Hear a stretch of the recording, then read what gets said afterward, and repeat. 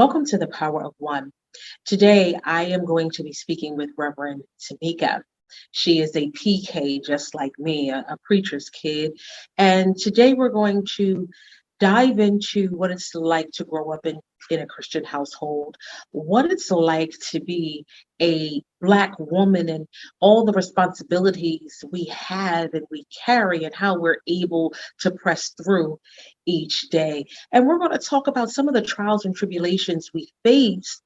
And sometimes we needed help and we needed someone to speak to us to keep us on the right track and keep us moving forward. Welcome to the show, Reverend. Reverend Tamieka, it is such a pleasure to speak with you today. I know you have your own business, but I give respect where respect is due. So I'm going to refer to you as Reverend Tamieka. Reverend Tamieka, tell me what it was like growing up in a Christian household. You're starting out jumping down at the deep end. What was it like for me growing up as a PK? There are a lot of layered ways to answer that question. For one, I would say I did grow up in a two-parent loving home. And my parents are from the Deep South, and they were thrust into the North and into the public eye and had to raise two children in the public eye. So that's one part of it. I grew up as a preacher's kid. So I grew up with spending much of my time in church, very much time as I realized as an adult in a fishbowl. And so during that time, there was a lot of bumping and bruising and knocking and going through my own personal public journey of figuring out who I am and who God was ultimately calling me to be. Okay. Okay. So as an adult, you decide to answer the call and become ordained, correct? That's correct. Okay. Tell me So about that journey. absolutely. Oftentimes, persons would say to me very early on in my ministerial journey, they would make comments such as, "Oh, you're following your father's footsteps." And for me, it was more like, no, my father's footsteps are following me, and not father in the physical sense, as they were speaking of the father, meaning my heavenly father. This was something that was not a part of my vision board in my early 20s. It was not something that I saw coming. As a matter of fact, during the portion of my life when I accepted my call, it was very fast and furious, and it interrupted my life that I had planned out. And so, again, absolutely, it was not something that I saw happening. It was not something in my plan for my life, but something that God had planned for me. You know, us being PKs, I know people in church probably look at us and say, oh my goodness, they have it all together. They look at our families and say, oh my goodness, they have it all together. And that's not so all the time. And oftentimes we go through storms, we go through trials and tribulations. And there are times when I'm going through those storms and trials and tribulations and didn't go to my mommy and my daddy. I'm gonna be real about it. Mm-hmm. And just like you grew up in a loving two-parent family household. I'm a mommy and daddy's girl, but I am a daddy's girl true to Yes. heart. But make no mistake about it, the Reverend Dr. John L. Payne has a side, the church folk don't see. My dad is great, you know what I mean? He wasn't abusive or anything Yes. like that, but my dad was a no-nonsense type of brother, down to earth, you know what I mean? But there were some things I didn't want daddy to know about. There were some things I didn't want mommy to know about. So let's start to have a real conversation as adults and being grown Black women. We carry so much on our shoulders. Sometimes, again, we go through those storms where we feel like we're going through by ourselves. Even though we're women of faith, let's speak to that woman of faith right now who's going through, who doesn't think that the sun is going to shine tomorrow. What words of encouragement do you have for women who are right now carrying the world on their shoulders and they don't see a brighter tomorrow? Before I share words of encouragement, if you don't mind, I'd like to share a little bit about my own personal life and my own personal journey and my storms. As I share, living in the public eye was something that was not always easy. And growing up as a preacher's kid, and in 2019, life really started to fall apart for me. And I felt like that woman that did not think that life was going to get better, that the sun would not shine again. And for me, it came through a divorce. And it was a very difficult time for me. And during that time, as I have shared with you before, I took a personal sabbatical and I stepped away from the church, and it helped me to experience life on the other side, or to have that view from the pew. And I got a chance to see life in a way, quite frankly, that I had not seen it before. And during that time, I learned very many lessons that I believe are valuable for me today and for Black women as a whole. And one of the things that I realized was that I could not do it alone. I needed support, and I had to be very intentional about that support because I stepped away from the traditional church as we knew it. And so I had my own care team, so to speak. I made sure that I had pastoral accountability.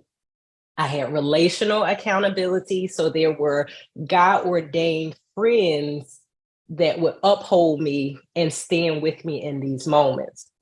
And in that as well, I was also in therapy, which I still subscribe to today. And those things were very important for me in my healing. And at that time, really even a part of my survival journal. And one of the things also that I realized was that those persons helped to see me in a way that flesh and blood did not reveal to them. They were able to support me, and they were also able to shepherd me in a time when I was not able to shepherd myself. Beyond that, one of the things that I realized as well in that moment, I chose not to focus on what I lost, but what I had left. And I often say, as one preacher once said, if it was not fatal, it is not final, and God can use it to be fruitful because he's faithful. And so even in some of the most difficult times of our lives as people of faith, Romans 8:28, all things work together for the good of them that love the Lord and that are the called according to his purpose, rings over our lives. And so with that, I chose not to focus on what I lost, but what I had left. For one, I had my life. If nothing else, I had life. I had enough faith to hold on to. I had a relationship with God. I had friends, and all of those things helped to uphold me and to carry me from a very dark place. And one of the things that I also want to point out as well as it relates to our support teams, it's very important for us to have people around us that will allow us to be the real us. And in that moment, I could not be strong. If there were moments I felt like I was hanging on by a string, and those persons did not attempt to pull me too fast or to deny my reality. Sometimes they sat in those lowly places with me, solely comforting me to help me to move from that place of peace to that place of peace at a pace that worked for me. And I think that's one of the things that's really important for us as people of faith to hold on to and to be intentional about as we're walking through our dark places, awaiting the sun to shine again. That's powerful. And I never, thought about taking a sabbatical. You took a sabbatical from church. Yeah. And I did the same thing, but I never thought about it that way. It was too much for me because I didn't understand some of the things that were going on in my life. And I didn't understand the talks in church of some church folk hurting other church folk. I couldn't get with that. See, all week I'm harmed by the world. So when I walk through the doors of the church, I just want to be able to praise God. I want to be able to hear the word. I want to be able to hear the great singing, but I don't want to have to deal with drama. And I found myself dealing with drama. So I said, you know what, I have to take a step back. And I just had this conversation with my dad a couple of weeks ago. And I was talking to my oldest baby, who is now Muslim. And I said to my oldest baby, my dad, and my middle brother, I find myself being more spiritual and not religious, because I don't have to, I want to say, be in a box when I have my relationship with God, and I don't feel like I have to come to a certain place to have my relationship with God. And that is actually working for me. And I'm not saying I don't believe in God. I believe in God. And when I have to go to the church house because I respect my earthly father, then I go to the church house. But my relationship with God has grown with me not having those interruptions in that church house.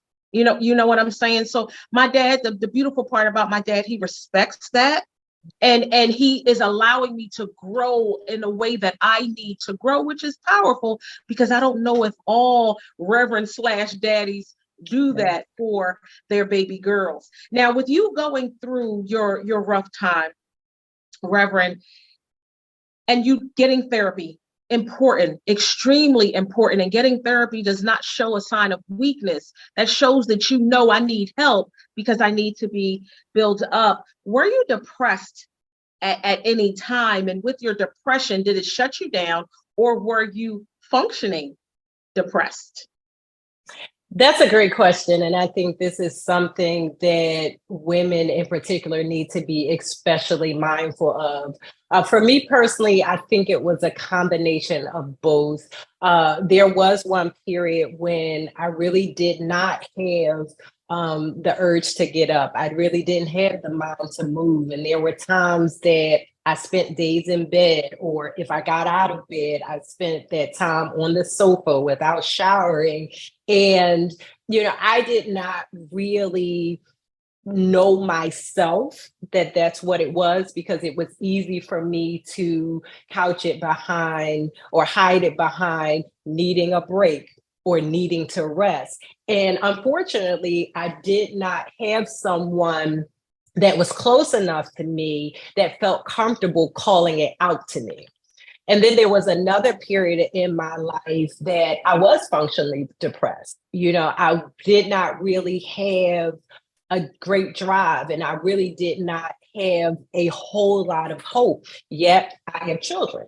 So I have to get up in the morning. I have to feed the children. I have to get them to school. I have to get them to sports. I have to get to church to preach. And so I'm going through the motions. I call it the hamster wheel. There are moments where we get on the hamster wheel and we're checking all the boxes, but we're doing it from a very hollow place. Many of us are familiar with the term within the prison system, dead men walking or dead women walking. And those are people that are simply primarily existing and they're waiting to die. There are a lot of us, a lot of women, again, in particular, that are dead women walking. We've allowed pieces of ourselves to slowly die. We've allowed our dreams to die. We've allowed our desires to die. We've allowed our joy to die. And we're, again, just going through the motions. We have not lived in such a way that has allowed our life or our soul, as Jerry Scarzero speaks, to feel fully alive. And I often say that dying is an active process. And there are moments where we die a little each day, and sooner or later, that's what leads us to the place where we become dead women walking. And that is true. I have, in the line of work that I am, working with victims and co-homicide survivors, it has taken a toll on me, and it has me looking at life a little differently. Because every day I'm waking up, I'm like, what's going to happen today? Oh my goodness, what's going to happen today? So I think that was a part of me dying. I love what I do. It's a passion for what I do, Mm-hmm. but understand I have to practice self-care. This is what I tell my advocates, and I don't always practice self-care. So a little part of me is dying every day. And then like when my family members are walking out the door, I'm like, oh my goodness, like don't go out. I just want to keep you in a bubble. Don't go out. Call me when you get there. Listen, I know you're 26. I know you're 28. To my children, send me a smiley face when you get there. I'll call and blow up their phone. Worried about mom and dad. I'm like, Dad, don't come down in the city. Mm-hmm. Melany, my church is in the city. Oh, yeah. Okay. All right. So you're going through these daily things, and then you're going through your own personal struggles. And again, it's just life. Life beats you up. So then in June 20th of 2022, my daddy was diagnosed with heart failure. When I tell you, it rocked my world. And I think that probably that little bit of sanity that I had left, gone. How on earth are you going to tell me my Superman is sick? How? Wait a minute. Now, this is the person I go to for everything. This is the person that's going to make it okay for me. This is the person that the moment I walk in his presence, I know everything is all right. If there's anywhere in the world, I know I can go to my parents' house and all my fears, my worries, my concerns just drop by the wayside. So we as women, like you said, dying a little bit every day. And then when something happens that just takes you over the edge or just shatters that little bit of hope that you have left, how do we get through that, Reverend? I want to go back first to something you said about, us as women and the work that we do. And although we're very passionate about it, we don't always consider the cost of the call or the cost of the work. And I say very many times that the weight of what we do gets lost in being good at what we do. So oftentimes persons say to us, oh, you're such a great caregiver, or you're such a great mother. And oftentimes as women, again, we're affirmed more so for what we do as opposed to who we are. And so people forget about the cost of taking care of victims of various types of abuse, or the cost of being in the sandwich generation and caring for our parents and caring for our children, or the cost of just being a woman in America. And so, that's something that we have to absolutely be mindful of. And I think getting back to your question about how we wake up or begin to pick up the broken pieces in our lives, getting back to one of the things I said in the beginning, therapy is essential. One of my seminary professors said to us years ago that every living soul needs to have therapy at some point in their lives. And it took me a while to digest it, but I'm so glad that I listened to him even years later. And while I had said before, in attending therapy, I am not depressed. Yeah, I have been depressed, but therapy helps me to have a space that just belongs to me within the confines of a space with a trained professional that helps me to process, that helps me to pull away just to see what's going on. And beyond that, be able to live my life from a well place. Because oftentimes we're going. We're doing, and we don't really have time to process what's going on. So therapy for me is that 1 hour that belongs to just me, to pull over, to look at my life, to see what's working, to see what's not working, to notice the adjustments of the rhythms in my life and what changes I need to make to be in compliance with it. And so that's one of the things that I absolutely encourage is therapy. And then also having spiritual accountability. While one may not choose to be in the traditional confines of a church, one of the blessings and the benefits and the beauty of being in church is having community and intimacy and accountability. And while one may not choose to have these things again in the traditional setting, we still do need these spaces in our lives. And those spaces where we can take the capes off, where we don't have to be superwoman, where we don't have to be strong, where we can be vulnerable and tell people about what we're feeling or what we're dealing with. And they can speak to us and feed us and fuel us to keep going. And I think that's important. It is, because again, you keep going and going and going. And I realize even today, I'm running on autopilot. You asked me what I did 10 minutes ago. I can't, it's not there because I'm running on autopilot. I know I got to get up and I got to put my face on and I have to do what I have to do. You know what I mean? And later on, when my self-care is, I get in the tub every night for like 2-3 hours and I have my little radio and I'm listening to my radio, whether it be hardcore rap, that's how I'm feeling tonight, whether it be R&B, that's how I'm feeling, whether it be gospel, that's how I'm feeling. And that's, my outlet, or whether it be, I just fall in my husband's arms and cry, you know what I mean, uncontrollably for a little while. And then I'm wiping that off and I'm just going and getting myself together. But that's not treating what's really going on. And that's why therapy is so important. Can you give our viewers, our female viewers who are going through a whole lot, what are some self-care tips you would recommend? Well, for one, in 2019, the year I spoke about, that was a redefining year for me. One of the things that the Lord challenged me about was exploring the depths of self-care. And oftentimes we leave self-care at getting a manicure, getting a pedicure, scheduling a massage. And these things often, I say, can be equivalent to painting a dilapidated house.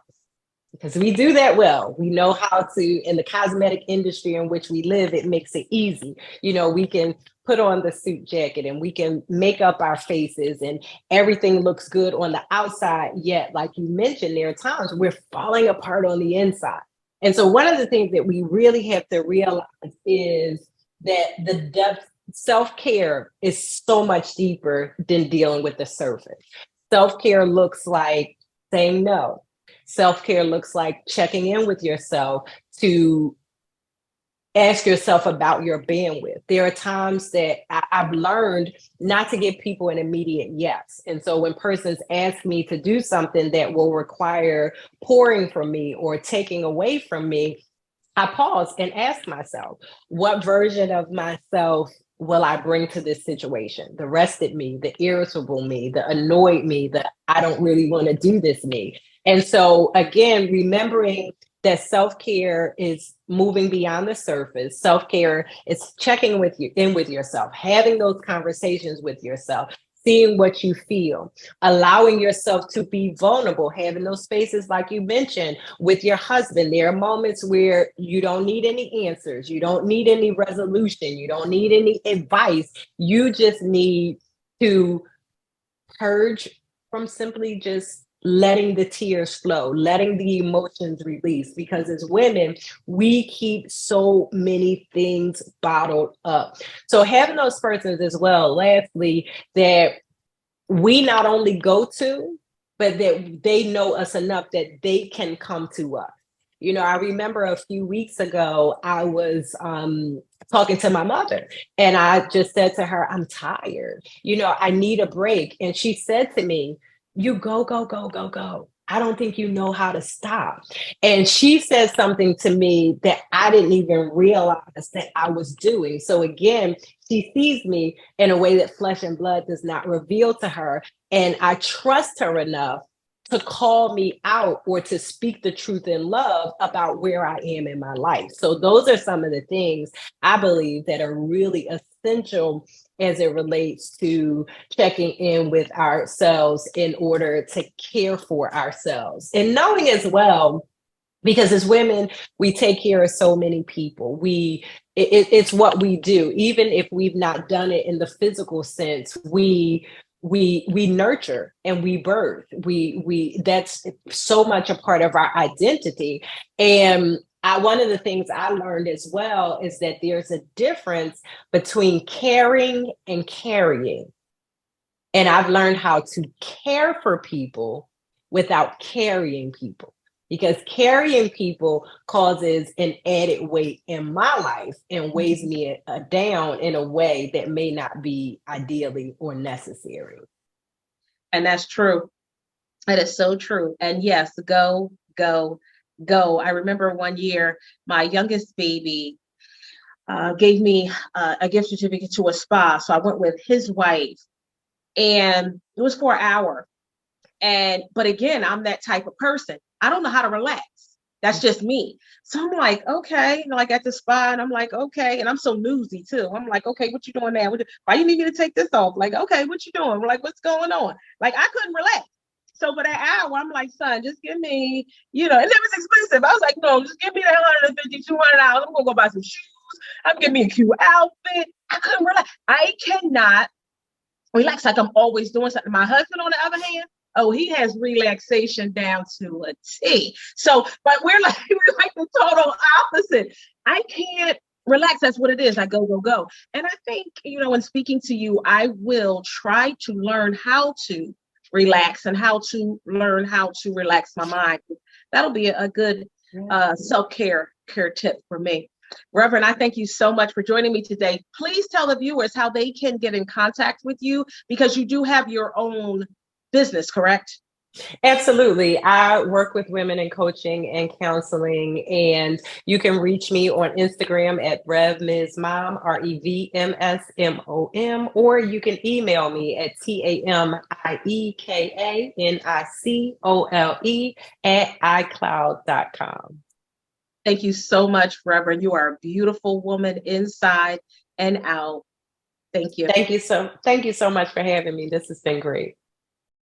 Thank you so much for joining us today. It is extremely important to know that you will be faced with trials and tribulations. If you're living, you're going to be faced with trials and tribulations, but it is so important for you to find a positive support group that will help you get through each and every day. Understand your mental health is important. Therapy is important. Find someone who can keep feeding your soul in a positive way to keep you moving every day. Peace and love.